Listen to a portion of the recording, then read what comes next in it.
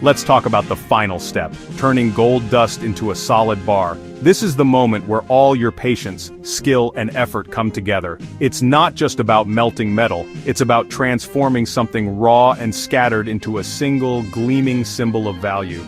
The journey from dust to bullion is both a science and an art, requiring careful attention to every detail. After all the panning and sifting, you're left with gold dust and flakes.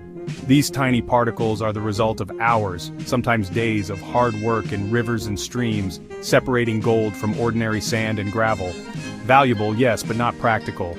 In this form, gold is fragile and easy to lose, and it doesn't look like the treasure you imagined. Gold dust is hard to weigh, sell, or store securely. It can slip through your fingers, blow away in the wind, or get mixed up with other materials.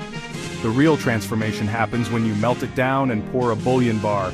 This is when your scattered gold becomes something unified and unmistakably valuable. This step consolidates your gold into a single verifiable piece, easier to handle, trade, and store. A gold bar is recognized and trusted worldwide, making it the preferred form for investors and collectors alike. The process is ancient. You need intense heat, a crucible, and a mold. For centuries, people have used fire to purify and shape gold, turning dust into something lasting. Every step matters. One mistake can cost you your gold or your safety. Protective gear and careful handling are essential because molten gold is both beautiful and dangerous. This is where fire meets precision. The temperature must be just right, and timing is everything. We'll walk through the gear, the prep, the melt, and the pour. Each stage has its own challenges and rewards, and mastering them is key to success. This is the moment your hard work becomes a tangible asset. You can finally hold the result of your labor in your hands, a solid bar of pure gold. It's a dirty job, but the result is pure, solid gold. The contrast between the grime of the process and the brilliance of the final product is striking. The bullion bar is the ultimate reward for your effort. It's a testament to your skill, patience, and determination. Let's get started. Safety first.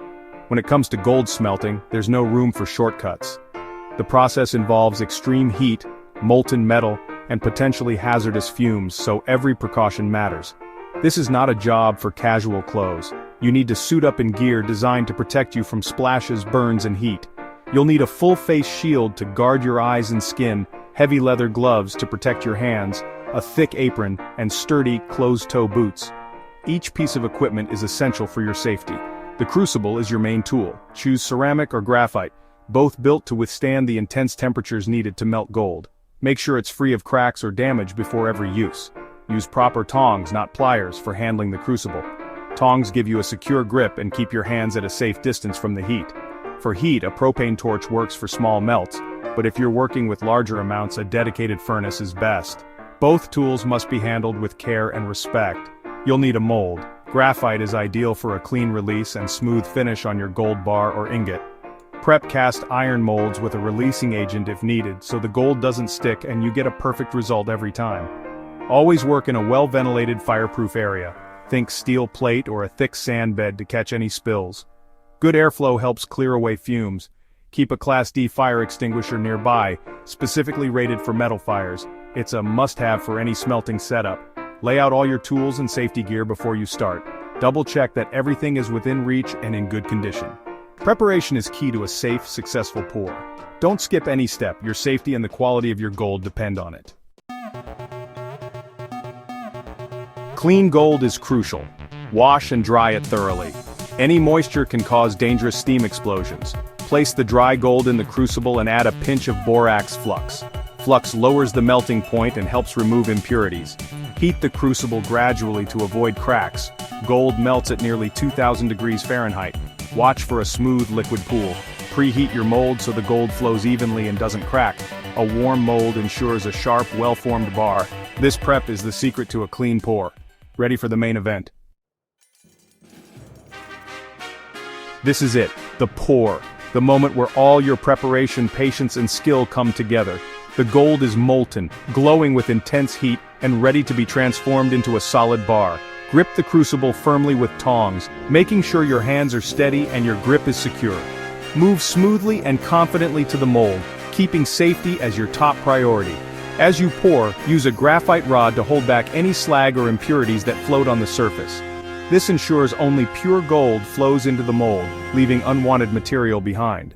Pour in one steady, controlled motion, no stopping, no splashing. A smooth pour helps the gold settle evenly and prevents air bubbles or imperfections from forming in the bar. Watch as the molten gold fills the mold, glowing brilliantly and slowly taking the shape of a bar. This is a mesmerizing moment, where liquid metal becomes a tangible asset. Once the pour is complete, set the empty crucible down on a fireproof surface such as a refractory brick. This prevents accidental burns and keeps your workspace safe. Let the bar cool naturally in the mold. Don't rush the process or try to quench it in water. Natural cooling is essential for a strong, flawless bar. Cooling too fast can crack the bar or cause dangerous steam explosions. Patience here is not just a virtue, it's a necessity for safety and quality. Wait at least 10 minutes for the bar to cool and even longer for larger bars. The bigger the bar, the more time it needs to solidify completely. Once the bar is cool to the touch, carefully tip it out of the mold using tongs. Remember, it'll still be extremely hot, so handle with care. Place the hot gold bar on a fireproof surface to finish cooling completely. This final step ensures the bar is safe to handle and ready for inspection. You now have a solid gold bar, fresh from the mold. It's a remarkable sight, heavy, gleaming, and unmistakably valuable. It may look rough on the outside, but inside it's pure bullion. The transformation from raw material to precious metal is now complete, a testament to your craftsmanship and care. Your bar is solid but needs finishing. Clean it in a mild acid bath to remove flux and oxides. Rinse and gently brush for a uniform finish. Now, weigh your bar on a precise digital scale. If you're confident in its purity, stamp it. Weight, purity, and your mark. Use metal punches and a hammer on a steel block. Stamping adds credibility and value.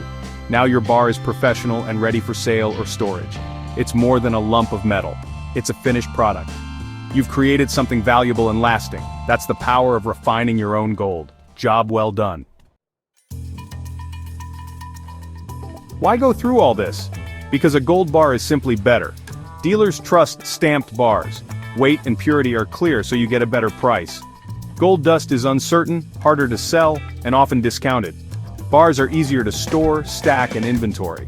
They're secure, compact, and feel substantial. Turning dust into bullion consolidates your wealth. It's about control, transforming raw gold into a recognized asset.